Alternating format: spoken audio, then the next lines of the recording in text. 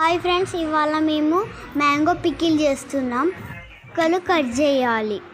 ఈ ముక్కలకి సరిపోయేటట్టు salt and ఆవ పొడి వేసుకోవాలి. ఎల్లిపాయలు తీసుకోవాలి. వీటికి ఎల్లిపాయలు మిక్సీ పట్టుకోవాలి. ముందుగా జారు తీసుకోవాలి. నూనె అండ్ ఉల్లిపాయలు అప్లై చేసుకోవాలి. చల్లారే వరకు పక్కకు పెట్టుకోవాలి. మామిడికాయలకి ఉప్పు కారం కలుపుకోవాలి.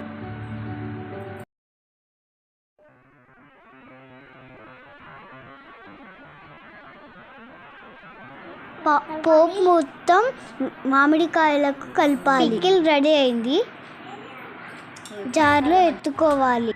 జార్లో ఉల్లిపాయలు లాస్ట్ పికిలి అయిపోయాక లాస్ట్కి వేడి అన్నంలో కలుపుకొని చాలా బాగుంది.